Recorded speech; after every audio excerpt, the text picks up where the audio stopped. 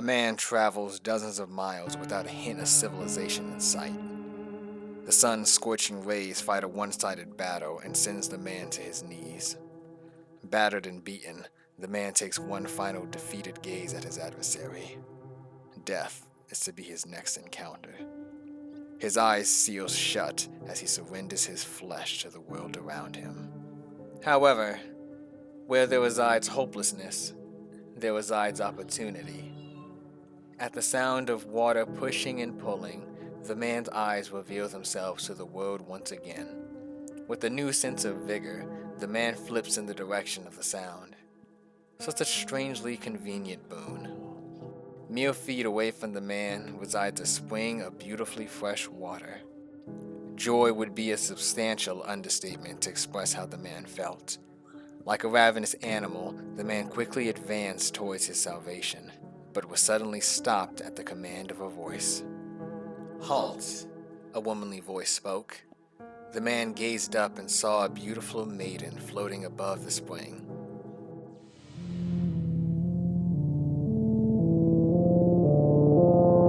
"This is my spring, mortal, and you shall not drink from it." The man begged and pleaded with the woman. "Please, my fair maiden, if I do not drink something soon, death will surely fall upon me." "You have insulted me," the woman says. "Why should I allow you to drink from my springs after such disrespect?" The man looked on in confusion. He had not thought he said anything rude. "My apologies, my fair lady," he said. "I would be forever in your debt if you were to assist me in returning to my family."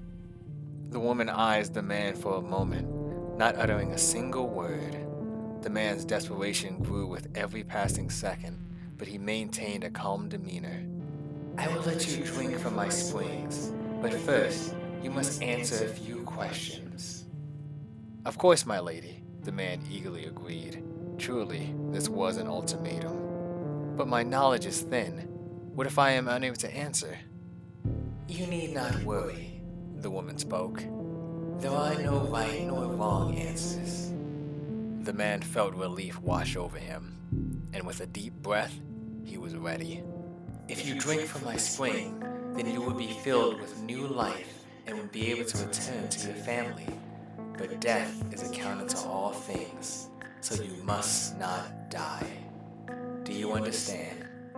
The man vigorously nodded, eager to get on to the next question.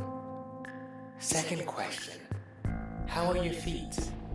The man smiled.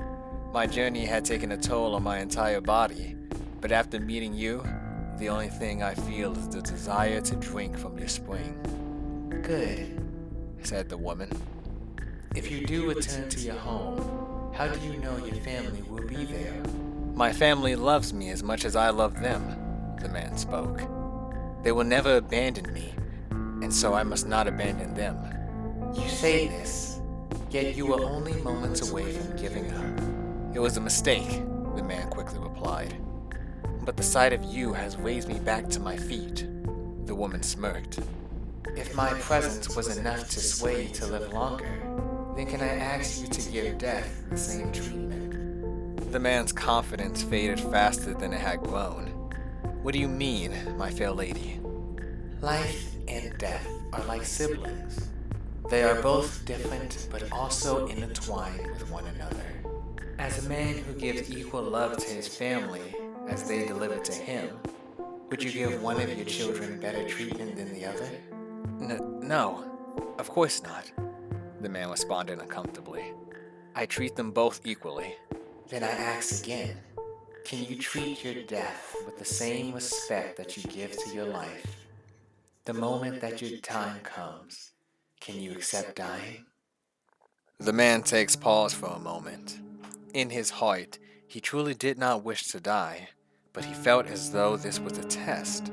This woman was clearly not normal. Sure, there were no wrong answers, but perhaps this could influence his life or afterlife. "The day that I die," the man spoke, "I will embrace my death with the same embrace I give to life." The woman nodded. "Then I have no further questions. You may drink from my spring." With great glee, The man rushed to the spring and began guzzling down the liquid. His efforts finally merit him a cool drink of dull, black sludge. I'll have to apologize for the spring. It doesn't taste as good down here.